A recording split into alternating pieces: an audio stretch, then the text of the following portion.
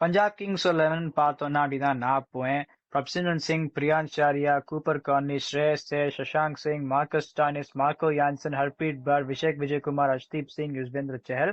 Impacts of one of Nihal Vadra and pen washes. Cooper கார்ன்லிய வாங்கியிருந்திருக்கா. நான் சொல்ல போற பிளேயர் வந்து ஜாஷ் இங்கிலீஷுக்கு அப்ரோச் படி லைக் ஃபார் லைக்கா இல்லைன்னு சொல்லுவேன். ஆனா இந்த பேட்டிங் லைனப்ல வந்து சஷாங்க் சிங் டபுள் கேஸ்ல விளையாடுவார். ஒரு அளவுக்கு கூப்பர் கார்ன்லியும் டபுள் கேஸ்ல விளையாடுவார். ஸ்ரேயஸ் ஐயர் டபுள் கேஸ்ல விளையாடலாம். ஆனா நான் என்ன சொல்லுவேன்னா, நான் நிறைய இப்படி சொல்லியிருந்திருக்கேன், முதல் 4 ஓவருக்குள்ள அவர் T20ல பேட்டிங் இறங்கக்கூடாது.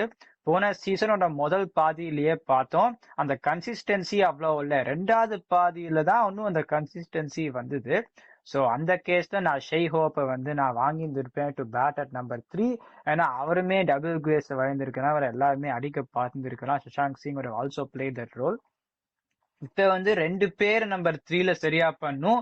கூப்பர் கார்னி விளையாடினா அவர் சரியா பண்ணும், இல்லைன்னா மார்க்கஸ் ஸ்டாய்னிஸை நம்பர் 3ல போடுவேன். ஏன்னா இன்னும் நேஹால் வதேராவும் பின்னாடி அடிக்கிறதுக்கு இருக்கார். அவ 2 பேரையும் நம்பர் 3ல இறக்காத ஸ்ரேயஸ் ஐயர் நம்பர் 3ல இறக்கினானா குவாலிஃபை ஆகாததுக்கான வாய்ப்பு இருக்கு. இந்த பவுலிங் அட்டாக்லுமே இந்த டீம் 4 ஓவர்சீஸ் பிளே அனாவசியமா விளையாட பாக்குறதுக்கு தேவையே இல்லை. அபிஷேக் விஜயகுமார் போன சீசன் விளையாடின மேட்சஸ்ல நல்லா போட்டு ஒரு மேட்சும் ஜெயிச்சும் கொடுத்தாரு. எனக்கு பொறுத்த வரைக்கும் அந்த முதல் மேட்ச் விளையாடின மேட்ச், அதுக்கப்புறம் அவர் அவ்வளோ விளையாடவே இல்லை.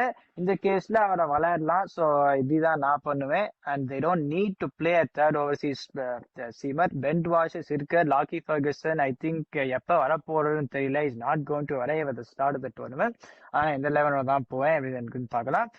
சரியா பண்ணா they can qualify in terms of the tactical calls. ஆனா ஸ்ரேயஸ் ஐயர் நம்பர் 3ல இறக்கினா ஐ திங்க் அதனால இந்த குவாலிஃபிகேஷன் போறதுக்கான வாய்ப்பு இருக்கு.